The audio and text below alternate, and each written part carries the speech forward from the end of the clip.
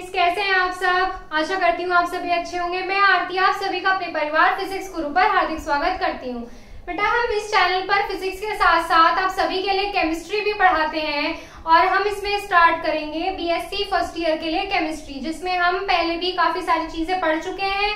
अगर आपको वो वीडियोस नहीं मिली हैं तो आप पहले उन वीडियोस को देख लीजिए और फिर हम उसमें आगे पढ़ेंगे। तो अगर आपको कुछ भी हमसे इंफॉर्मेशन चाहिए तो आप हमें इंस्टाग्राम पर फॉलो कर सकते हैं। इंस्टाग्राम पर फॉलो करने के लिए आपको इंस्टाग्राम पर फिजिक्स गुरु इंडिया आईडी को फॉलो करना होगा। physics_guru_India आपको इस आईडी पर जाकर इंस्टाग्राम पर फॉलो करना होगा। फिर वहां से आप हमें मैसेज करके हमसे कुछ भी क्वेश्चंस वगैरह पुटअप कर सकते हैं। और हम आप चाहें तो हमारे टेलीग्राम चैनल को भी ज्वाइन कर सकते हैं। हमारे टेलीग्राम चैनल पर आपको डेली वीडियोस के नोटिफिकेशन मिलते रहेंगे और आपको नोट्स वगैरह भी इजीली प्रोवाइड हो जाएंगे। तो टेलीग्राम चैनल को आपको ज्वाइन करने के लिए सबसे पहले प्ले स्टोर से टेलीग्राम इंस्टॉल करना होगा और वहां पर फिर आपको सर्च बार में सर्च करना होगा फिजिक्स गुरु इंडिया और वहां से आप चैनल पर ज्वाइन हो सकते हैं, जहां पर आपको डेली वीडियोस के नोटिफिकेशन मिल जाएंगे, जिससे आपकी एक भी क्लास मिस नहीं होगी। तो चलिए आप इसमें आगे बढ़ते हैं। बीएससी फर्स्ट ईयर के लिए हमारी क्लास है। तो इसमें हमने लास्ट टाइम पे किया था हाइजेनबर्ग का अनसर्टेनिटी प्रिंसिपल किया था। तो उसमें हाइजेनबर्ग ने क्या बताया था? हाइजेनबर्ग ने बताया था कि किसी भी इलेक्ट्रॉन की जो पोजीशन और मोमेंटम होती है वो एक साथ फाइंड नहीं की जा सकती। जैसे अगर हम किसी भी इलेक्ट्रॉन की पोजीशन को फिक्स करते हैं तो उसका जो मोमेंटम होगा वो अनसर्टेन हो जाता था, और इसका जस्ट अपोजिट, जब हम मोमेंटम को फिक्स करते तो उसकी पोजीशन अनसर्टेन हो जाती थी। तो इसी चीज को उन्होंने किसने हाइजेनबर्ग ने वेरीफाई किया है किसके इलेक्ट्रॉन के लिए। उन्होंने क्या बताया, इलेक्ट्रॉन जो होता है, आप सभी को पता है, जो इलेक्ट्रॉन होता है बहुत ही छोटा पार्टिकल होता है। वो इतना छोटा पार्टिकल होता है कि वो सुपर माइक्रोस्कोप से ऑब्जर्व किया जाता है। किससे? सुपर माइक्रोस्कोप से। और वहां से फिर ऑब्जर्व करने के लिए जो हमें क्या करना होता है, हम क्या करते हैं इसमें, हम इसमें किसकी पोजीशन वेरीफाई करते हैं? इलेक्ट्रॉन की। जब हम इलेक्ट्रॉन की पोजीशन वेरीफाई करेंगे तभी तो ये हमारा वेरिफिकेशन प्रूफ होगा हाइजेनबर्ग के लिए। किसके लिए? उनके अनसर्टेनिटी प्रिंसिपल के लिए। तो इसमें हम क्या करते हैं, इसमें हम एक फोटोन की बीम लेते हैं। क्या लेते हैं? फोटोन की बीम लेते हैं और फोटोन की बीम लेके हम इसे इलेक्ट्रॉन के स्मॉल सरफेस पे स्ट्राइक कराते हैं। क्या कराते हैं? इलेक्ट्रॉन के स्मॉल सरफेस पर स्ट्राइक कराते हैं। और स्ट्राइक करने, जैसे मान लो ये मेरी फिगर है, ये एक फोटोन की बीम है और ये इलेक्ट्रॉन का कर्वी सरफेस है। क्या है? इलेक्ट्रॉन का सरफेस है। मान लो फोटोन इस पे स्ट्राइक हुआ और फिर रिफ्लेक्ट बैक हुआ, तो ये जो यहाँ पे रिफ्लेक्टेड लाइट आती है, यहाँ पे जो रिफ्लेक्टेड लाइट आती है, इसके अंदर जो होती है हमारी इलेक्ट्रॉन की पोजीशन वेरीफाई हो जाती है। क्या हो जाती है? इलेक्ट्रॉन की पोजीशन वेरीफाई हो जाती है। लेकिन अब एक बात बताओ, मान लो हमें इलेक्ट्रॉन की पोजीशन बहुत बार वेरीफाई करनी है, हमें ज्यादा बड़ी पोजीशन चाहिए उसकी, तो हम क्या सोचते हैं, हम ये सोचेंगे कि बड़े वेवलेंथ का फोटोन स्ट्राइक करा देते हैं। जितना बड़ा फोटोन होगा उतनी ज्यादा पोजीशन वेरीफाई होगी। लेकिन ऐसा नहीं है। जो लार्ज वेवलेंथ का जो फोटोन होता है वो इलेक्ट्रॉन के सरफेस पे स्ट्राइक नहीं हो सकता।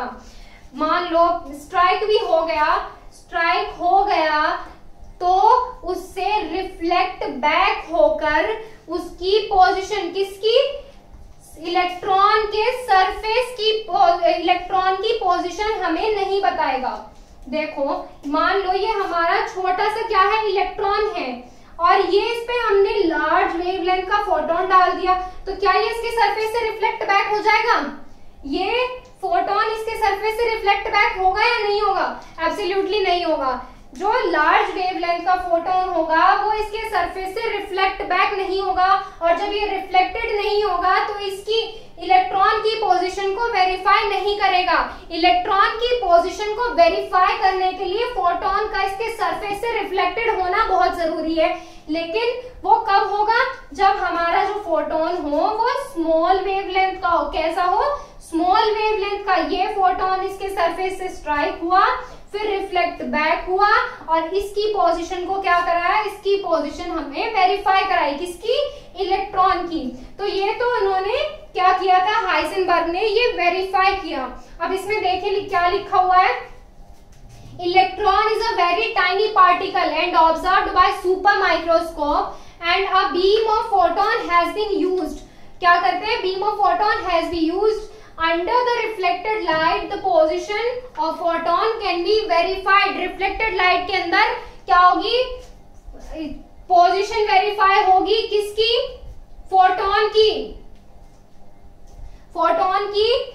देखो under the reflected light the position of electron, position of क्या आएगा, पोजीशन ऑफ आएगा इलेक्ट्रॉन।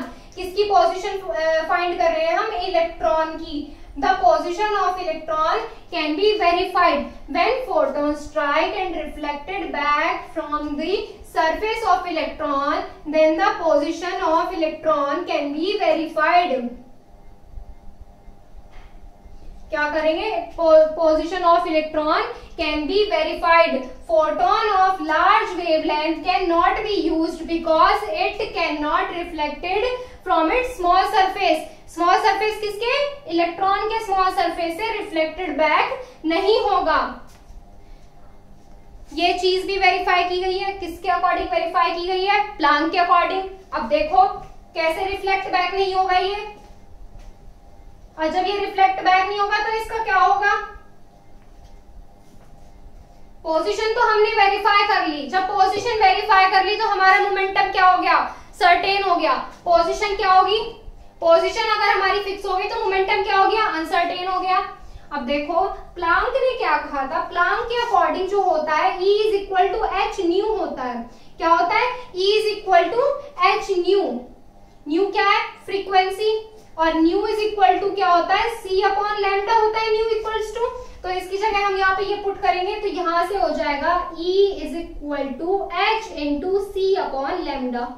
एच सी क्या है हमारा, H इंटू सी है हमारा कांस्टेंट। जब ये हमारा कांस्टेंट है तो यहाँ पे क्या आएगा, प्रोपोर्शनल का साइन आ जाएगा। तो यहाँ से ये हमारा जो कंक्लूजन निकला, जो एनर्जी है हमारी वेवलेंथ के इनवर्सली प्रोपोर्शनल है। देखो अगर हम जो फोटोन लेंगे, फोटोन की अगर हमने वेवलेंथ ज्यादा ले ली तो इसकी एनर्जी क्या होगी, एनर्जी क्या होगी, इसकी एनर्जी कम होगी। जब वेवलेंथ की फोटोन, मान लो हम इसकी वेवलेंथ हमने ज्यादा ले लेंगे, जब हम इसकी वेवलेंथ ज्यादा ले लेंगे तो एनर्जी क्या होगी, कम हो जाएगी। लेकिन हम क्या ले रहे हैं, इसकी वेवलेंथ कम ले रहे हैं, किसके लिए, इलेक्ट्रॉन की पोजीशन वेरीफाई करने के लिए। जब हम इसकी वेवलेंथ कम लेंगे तो एनर्जी क्या हो जाएगी, एनर्जी ज्यादा हो जाएगी।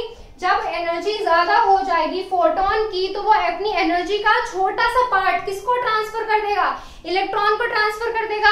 इलेक्ट्रॉन उस स्मॉल अमाउंट ऑफ एनर्जी को एब्सॉर्ब करके क्या कर लेगा, इलेक्ट्रॉन की एनर्जी, मोमेंटम और वेलोसिटी चेंज हो जाएगी। क्या क्या चेंज हो जाएगा, एनर्जी, मोमेंटम, मोमेंटम और वेलोसिटी क्या होगी, चेंज हो जाएगी। किससे हो जाएगी, small amount of energy from photon absorb करके।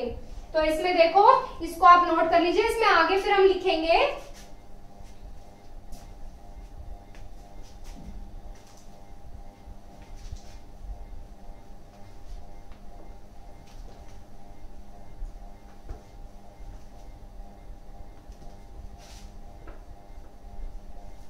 इसमें देखो, इसमें आके लिखेंगे it means that small wavelength, it means that अगर हम क्या करेंगे, इसमें फोटोन लेंगे स्मॉल वेवलेंथ का तो वो क्या होगा, high energetic.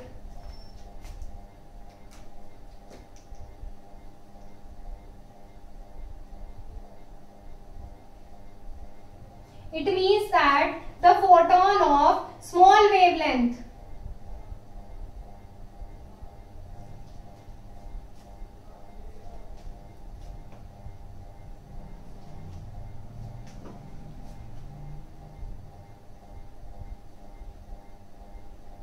can be high energetic.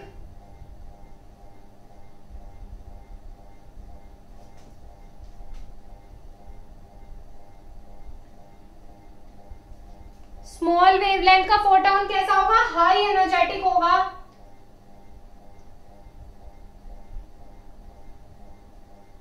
तो ये क्या होगा, इलेक्ट्रॉन का सरफेस क्या होगा, इसको एब्सॉर्ब कर लेगा। So when it will strike at the surface of electron, when it will strike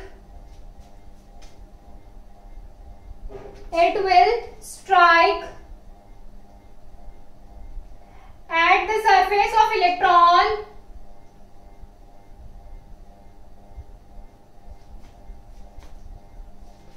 electron के सरफेस से जब ये स्ट्राइक होगा तो क्या होगा, small amount of energy can be observed bye electron.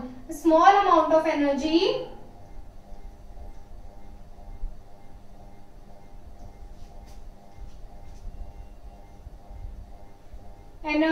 observed by the electron,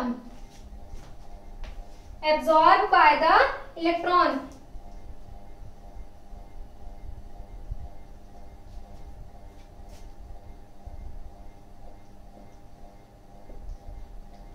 by the electron, जब electron small amount of energy absorb कर लेगा तो क्या होगा, देन इट्स एनर्जी momentum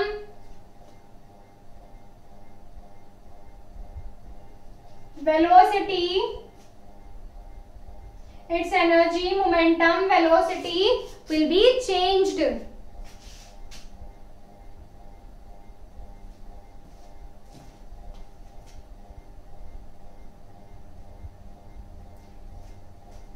क्या हो गई ये चेंज, इसका मतलब क्या हो गया, इनमें अनसर्टेनिटी आ जाएगी। And they have uncertainty, and they have uncertainty.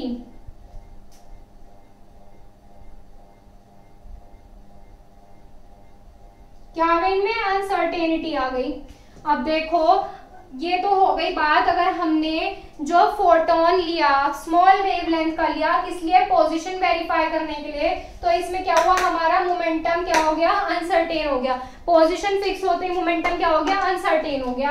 अब हम क्या करेंगे, अब हम इसकी अगर मोमेंटम को सर्टेन करेंगे, मोमेंटम को अगर हम मेंटेन करेंगे, so to maintain the momentum of photon, so to maintain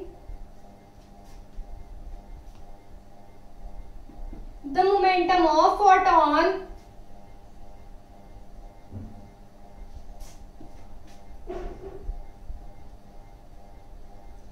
large wavelength of photon can be strike, large wavelength of photon can be, large wavelength of photon, large wavelength of photon can be used or strike। जो large wavelength का photon क्या कर लिया हमने, use कर लिया, but it can not reflect back from the surface of electron and not verify its position, but it can not reflected from the surface of electron,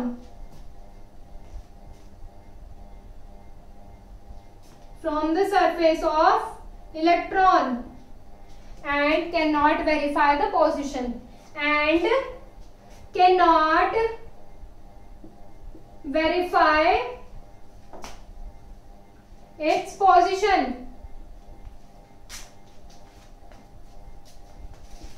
क्या किया, मोमेंटम को सर्टेन करने के, मोमेंटम को मेंटेन करने के लिए लार्ज वेवलेंथ का फोटोन यूज किया, लार्ज वेवलेंथ का फोटोन यूज किया, तो हमें क्या होगा, ये फोटोन जो होगा रिफ्लेक्टेड नहीं होगा इलेक्ट्रॉन के सरफेस से और उसकी पोजीशन वेरीफाई नहीं कर पाएगा। तो यही चीज तो हाइजेनबर्ग ने बताई थी और यही चीज उन्होंने प्रूव कर दी। तो ये तो हो गया इसका एक्सपेरिमेंटल वेरिफिकेशन। अब आप इसको नोट कर लीजिए। तो अब इसमें आगे देखिए, इसमें क्या है, एप्लीकेशंस है क्या है? एप्लीकेशंस। हाइजेनबर्ग ने इसकी एप्लीकेशंस में बताया था कि जो मूविंग इलेक्ट्रॉन होता है, मूविंग इलेक्ट्रॉन जो होता है वो न्यूक्लियस के अंदर एंटर नहीं करता, न्यूक्लियस के अंदर एंटर नहीं करता। कैसे नहीं करता? अब ये चीज भी हम देखेंगे। इसके एप्लीकेशंस में आप डालिए, सबसे पहले आप स्केच डालिए एप्लीकेशंस।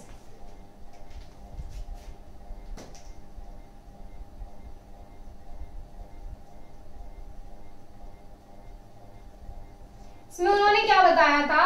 जो न्यूक्लियस के अंदर मूविंग इलेक्ट्रॉन एंटर नहीं करता। अब इधर देखो, मूविंग इलेक्ट्रॉन न्यूक्लियस के अंदर एंटर कैसे नहीं करेगा? अब हम क्या करेंगे? इसकी वेलोसिटी फाइंड करेंगे। किसकी? इलेक्ट्रॉन की वेलोसिटी फाइंड करेंगे इनसाइड द न्यूक्लियस और आउटसाइड द न्यूक्लियस।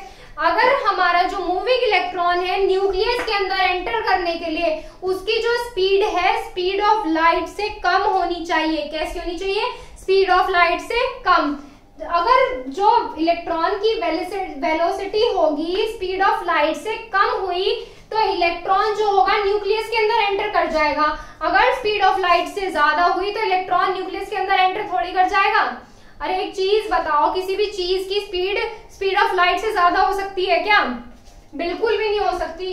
किसी भी एलिमेंट की, कोई भी पार्टिकल ले लीजिए, उसकी जो स्पीड होगी स्पीड ऑफ लाइट से कम होनी चाहिए। अब देखो, अब इसमें हम फाइंड करेंगे inside the nucleus velocity of electron and outside the nucleus velocity of electron. इसमें देखो, इनसाइड द न्यूक्लियस फाइंड करेंगे और इधर फाइंड करेंगे आउटसाइड द न्यूक्लियस।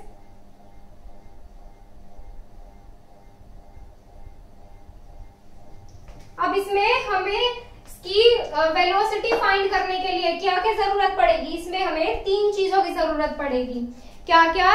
तो रेडियस की जरूरत पड़ेगी, मास की जरूरत पड़ेगी और एक क्या चीज चाहिए होगी हमें? एक चाहिए हमें प्लांक्स कांस्टेंट। और प्लांक्स कांस्टेंट की वैल्यू हम सभी को पता है।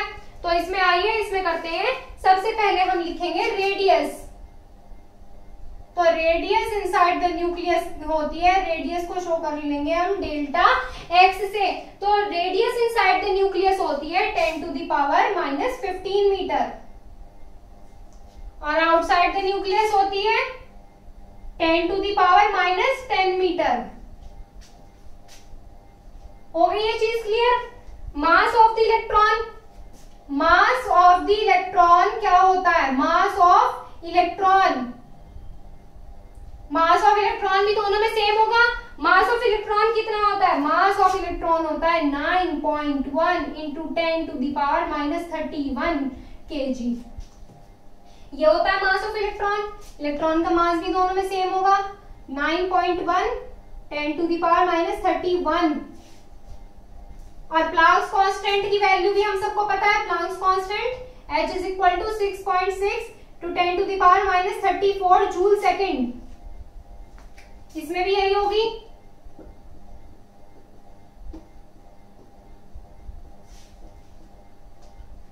अब क्या करेंगे? हम इसमें फॉर्मूला लगाएंगे। फॉर्मूला क्या लगाएंगे? प्लांक्स का फॉर्मूला लगाएंगे हम। प्लांक्स का नहीं, हाइजेनबर्ग का फॉर्मूला लगाएंगे अनसर्टेनिटी का, जो क्या होता है? Delta x into delta P H upon 4 पाई। यही होता है। इसमें पी को हम ब्रेक कर लेंगे। किसमें? पी क्या है? इसमें मोमेंटम है। मोमेंटम को कैसे ब्रेक कर सकते हैं हम? Mass into velocity. तो अब हम क्या करेंगे? इस फॉर्मूले में वैल्यू पुट करेंगे इनसाइड द न्यूक्लियस और आउटसाइड द न्यूक्लियस के लिए। अब देखो, इनसाइड द न्यूक्लियस क्या होगा? इसमें हम डेल्टा एक्स की वैल्यू रखो। डेल्टा एक्स कितनी है? 10 टू द पावर -15। एम कितनी है? 9.1 into 10 to the power -31। Delta V हमें फाइंड करना है।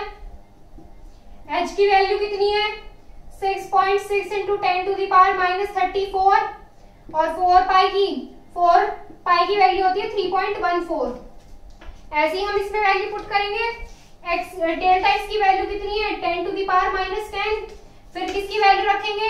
फिर वैल्यू रखेंगे एम की। एम क्या है? 9.1 इंटू 10 टू द पावर -31 और डेल्टा वी हमें फाइंड करना है। और एच क्या हो गया हमारा? 6.6 into 10 to the power minus 34 और 4 इंटू 3.14। इनको सॉल्व करिए, इनको सॉल्व करके डेल्टा वी की वैल्यू फाइंड कीजिए।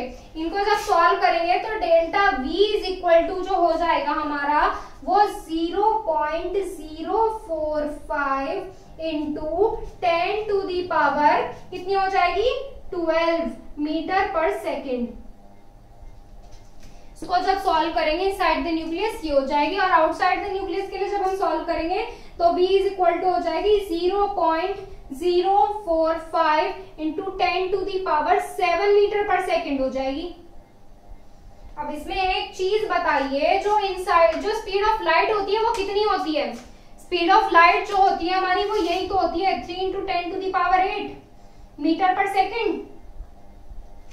इसमें देखो कितनी है और उसमें देख लो कितनी है। ये तो इससे ज्यादा है स्पीड ऑफ लाइट से और ये इससे कम है, तो ये हो गया ना जो इनसाइड द न्यूक्लियस इलेक्ट्रॉन को, मूविंग इलेक्ट्रॉन को न्यूक्लियस के अंदर एंटर करने के लिए स्पीड ऑफ लाइट कैसी होनी चाहिए? स्पीड ऑफ लाइट से कम होनी चाहिए। कम किसकी है? Outside the nucleus. तो इसका मतलब क्या हुआ? इसका मतलब ये हुआ कि जो मूविंग इलेक्ट्रॉन होता है वो न्यूक्लियस के अंदर एंटर नहीं करता है। तो ये चीज समझ में आ गई। अब इसमें आप कैसे लिखोगे? इसमें आप लिखोगे मूविंग इलेक्ट्रॉन, मैं आपको बोल देती हूँ, आप लिख लीजिए moving electron can not enter inside the nucleus. Moving electron can not enter inside the nucleus because inside the nucleus the velocity of electron is 10,000 times more than the speed of light. कितनी? 10,000 times more than the speed of light. And outside the nucleus the speed of electron, outside the nucleus the speed of moving electron is less than the speed of light, less than the speed of light, so that a moving electron cannot enter inside the nucleus. So the moving electron cannot enter inside the nucleus. तो ये हो गई आपकी, इसको आप note कर लीजिए इस कैलकुलेशन को। अब क्या करेंगे हम? इसकी लिमिटेशंस करेंगे। अब क्या करेंगे? इसकी हम लिमिटेशंस करेंगे।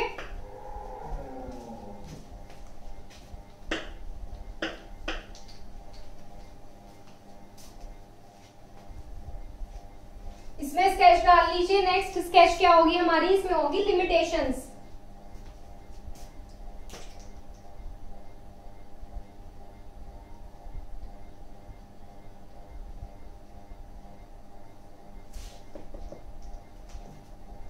अब इसमें जो लिमिटेशंस है वो क्या है? जो फोटोन होना चाहिए कैसी वेवलेंथ का होना चाहिए? स्मॉल वेवलेंथ का होना चाहिए। फोटोन कैसी वेवलेंथ का होना चाहिए? स्मॉल वेवलेंथ का। और क्या होना चाहिए इसमें? और देखो इसमें जो हमने हाइजेनबर्ग का अनसर्टेनिटी प्रिंसिपल किया था, इसमें जो हमारा फॉर्मूला था वो क्या बना था? इसमें ये था डेल्टा एक्स और डेल्टा पी होता था, उसको हम क्या कर लेते थे? डेल्टा एक्स होता था और डेल्टा पी होता था। डेल्टा पी को हम कर लेते M into delta V equal to H upon 4 pi, ऐसे लिख सकते थे हम इसको। तो अब क्या करते हैं हम इसमें हम ये देखते हैं delta x into delta we is equal to H upon 4 pi m. H upon 4 pi m कैसे है? कांस्टेंट है, तो delta x into delta v indirectly proportional to m. तो ये चीज हमारी हो गई थी इसमें। तो इसमें देखो जो हमारी पोजीशन है, अनसर्टेनिटी इन पोजीशन है और हमारी वेलोसिटी है वो हमारी मास के इनवर्सली प्रोपोर्शनल है, यानी कि इनडायरेक्टली डिपेंड कर रही है मास पर। तो यानी कि जितना कम मास होगा उतनी ज्यादा इसकी क्या होगी? पोजीशन होगी, और उतनी ज्यादा क्या होगी? वेलोसिटी होगी। तो इसमें लिमिटेशंस में हम क्या लिखेंगे? It is applicable only for small particle. It is applicable only for small particle. Small particles like small particles like small particles अरे इलेक्ट्रॉन क्या हो गया? इलेक्ट्रॉन, इलेक्ट्रॉन से छोटा पार्टिकल, इलेक्ट्रॉन छोटा पार्टिकल ही तो है, इलेक्ट्रॉन को लेकर ही तो हमने ये सब वेरीफाई किया है। इलेक्ट्रॉन के लिए क्या हो सकता है? ये एप्लीकेबल है। क्या एप्लीकेबल है? हाइजेनबर्ग का अनसर्टेनिटी प्रिंसिपल जो है वो एप्लीकेबल है। और लार्ज ऑब्जेक्ट्स के लिए इसका कोई सिग्निफिकेंस नहीं होता, तो इसमें क्या लिखेंगे? It has no significance for large object.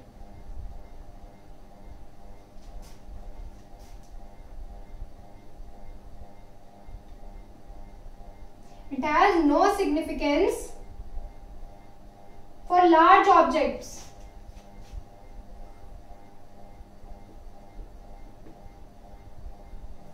Because of this, because the uncertainty in position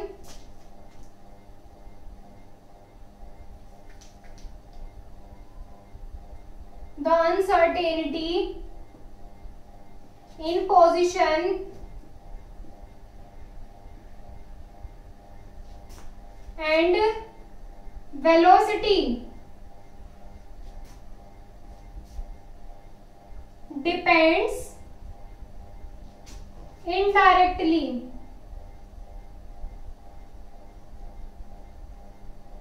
on mass of the object। तो ये हो गई हमारी इसकी लिमिटेशंस। तो यहाँ पे हमारा क्या खत्म हुआ? यहाँ पे हमारा खत्म हो गया हाइजेनबर्ग का अनसर्टेनिटी प्रिंसिपल। तो इसमें कल हम करेंगे नेक्स्ट टॉपिक, आप इसको नोट कर लीजिए। और जब हमारे साथ और ज्यादा स्टूडेंट्स जुड़ जाएंगे तो हम क्लासेस को और ज्यादा लेंथी करेंगे। तो अभी के लिए फिलहाल सिर्फ इतना ही। तो कल मिलते हैं हमारी नेक्स्ट वीडियो के साथ।